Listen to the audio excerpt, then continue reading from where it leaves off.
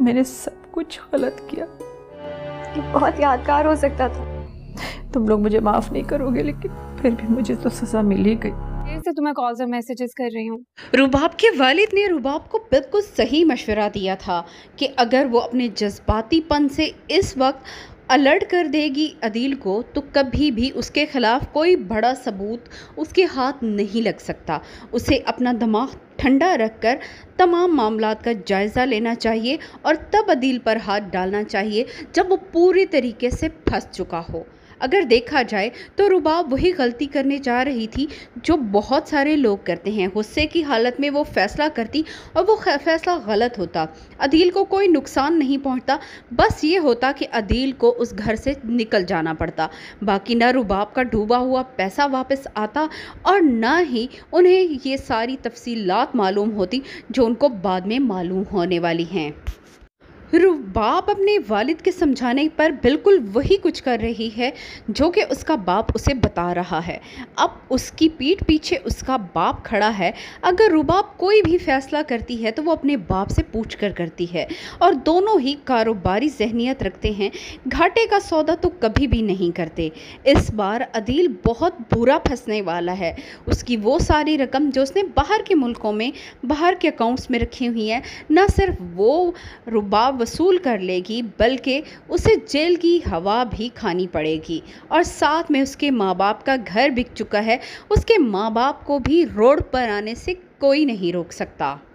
एक तरफ रुबाब के सामने अदील की हकीकत खुल चुकी है तो दूसरी तरफ शगुफ्ता बेगम भी जान चुकी हैं किस तरह से अदील रुबाब को वो झूठी कहानी सुना रहा था कि उसके बाप को उसकी बहन को पैसे देने पड़ गए।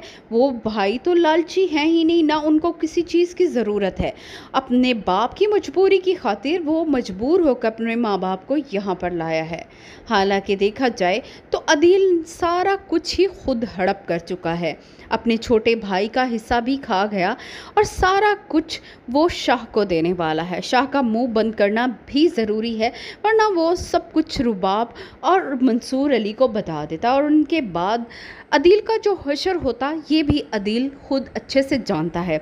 इसलिए चाहता है कि किसी तरह ये मामला रफा दफा कर लिया जाए।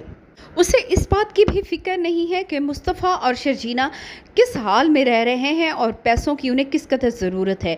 अगर घर बिक ही चुका है तो इसमें मुस्तफ़ा का भी बराबर का हिस्सा बनता है, मगर वो मुस्तफ़ा का हिस्सा भी डिकार जाएगा और मुस्तफ़ा को इसकी खबर भी नहीं लगने देगा। वो तो चाहता ही यही था कि मुस्तफ़ा जलील होकर घर से निकल जाए। शर्जीना को देखकर उसे अपनी नाकाम मैरिड लाइफ का गुस्सा आता था जिसे वो इन दोनों पर ही निकालता था। इन दोनों की मोहब्बत देखकर अदील को जो जेलसी होती थी उनको घर से निकालकर उसे काफ़ी हद तक सुकून मिल चुका है। मगर जैसे ही उसे ये मालूम होगा कि मुस्तफ़ा बाप बनने वाला है तो एक दफ़ा उसकी जलन और हसद में फिर इजाफा हो जाएगा। वो नहीं चाहेगा कि शर्जीना और मुस्तफ़ा इतने अच्छे तरीके से ज़िंदगी गुजारें। शगुफ्ता बेगम को जैसे ही अपने बेटे की सच्चाई मालूम होगी वो अपना सर पकड़कर बैठ जाएगी। वहाँ न सिर्फ सर पकड़कर बैठ जाएगी बल्कि अच्छी खासी अदील को बातें भी सुनाएगी।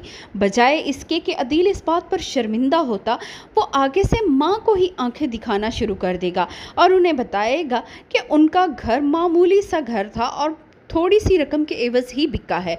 वो चाहकर उनकी रकम लौटा देगा। हालांकि उस घर की अच्छी खासी कीमत वसूल करने के बावजूद भी अदील ने अपने वालिदैन को उसकी आधी से भी कम कीमत बताई।